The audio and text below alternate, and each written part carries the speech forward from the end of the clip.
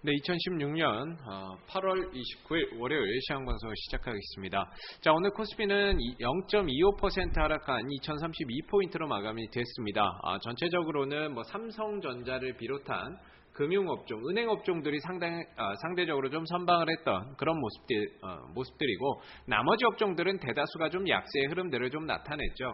왜냐면은 우리 지금 이 시장이 전체적으로 미국의 금리 인상 가능성이 좀 불거지게 되면서 은행업종주들이 상대적인 강세 흐름들을 나타냈었고, 은행업종이나 금융업종들이 강세를 보였고, 그 다음에 삼성전자가 상승 흐름들을 나타내면서 전반적으로 오늘 시장의 하락폭은 상대적으로 좀 제한적이었지만, 사실 0.25% 정도 떨어진 거에 비해서 오늘 대다수 업종의 종목들이 많이 좀 떨어지는 모습들이었기 때문에 사실 체감지수는 별로 좀 좋지 못한 그런 시장의 흐름이 아니었나 생각이 들고요.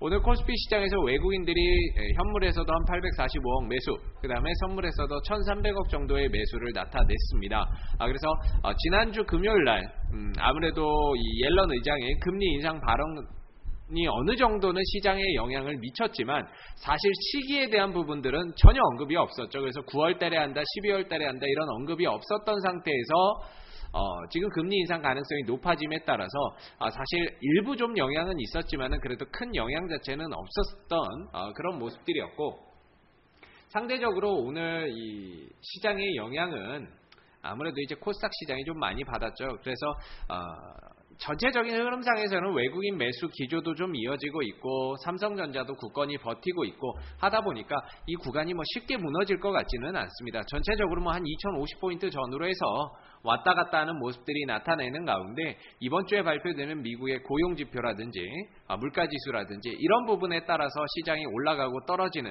이런 요동치는 제한적 등락 흐름들이 조금 더 만들어질 가능성이 높다라고 보여집니다. 그래서 전체적인 시장의 방향성은 우상향으로 흘러갈 가능성이 굉장히 높다라고 봐야 될 것 같고요. 다만 그 구간에서의 불확실성, 해외의 불확실성 요소라든지 하나하나 좀 이런 금리 인상에 대한 부분들이라든지 이런 것들이 불거질 때마다 시장이 좀 출렁일 수는 있는데, 쉬어갔다가 다시금 좀 파동이 나오고 들어주는 그런 모습들이 좀 나타날 수 있지 않을까 싶습니다. 자, 문제는 이제 코스닥인데요.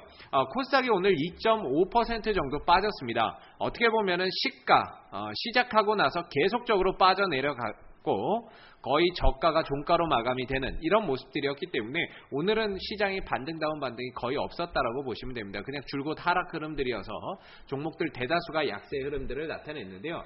오늘 990 종목이 하락을 했고요. 135 종목이 상승 흐름들을 나타냈기 때문에 10종목 사면 9종목이 떨어지고 1종목 올라가는 그런 수준이었다라고 봐야 될 것 같습니다. 그래서 오늘 잘 보시게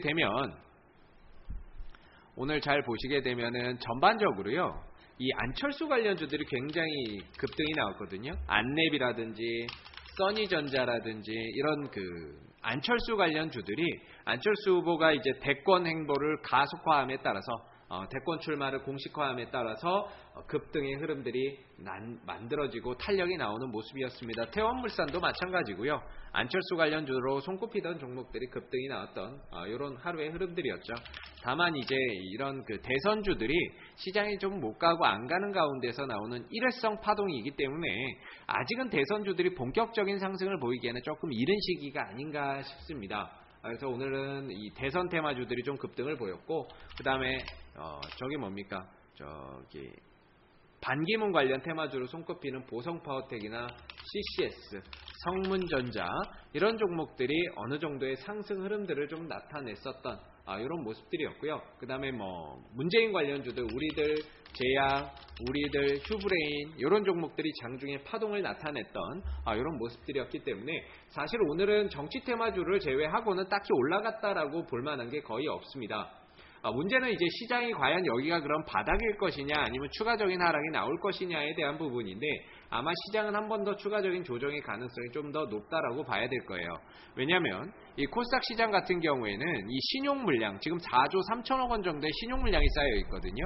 그래서 지금 시장이 빠지는 게 금리 인상 때문에 빠지는 것이 아니라 금리 인상은 핑계일 뿐이고 신용 물량을 좀 털어내기 위한 전반적인 이런 흐름들이다라고 봐야 될 것 같습니다. 그래서 한 번 정도의 추가적인 급락은 불가피할 것 같은데 급락이 나왔을 때 오히려 겁먹지 말고 급락이 나왔을 때 분할로 적극적으로 매수하면서 리스크 관리를 좀 해가신다라고 한다면 오히려 좋은 저점 매수의 기회가 좀 될 수가 있을 겁니다. 그래서 추가적인 시장의 하락이 나온다라고 했을 때에는 오히려 뭐 대선 테마주들이라든지 OLED 관련주라든지 그 다음에 전기차 관련주라든지 실적 모멘텀을 안고 있음에도 불구하고 지금 시장 하락 때문에 무너지는 종목들이 굉장히 많거든요. 근데 결국에는 시장이 무너지고 또 회복을 해주면 결국에는 종목들도 다시 들어 올린다는 거죠.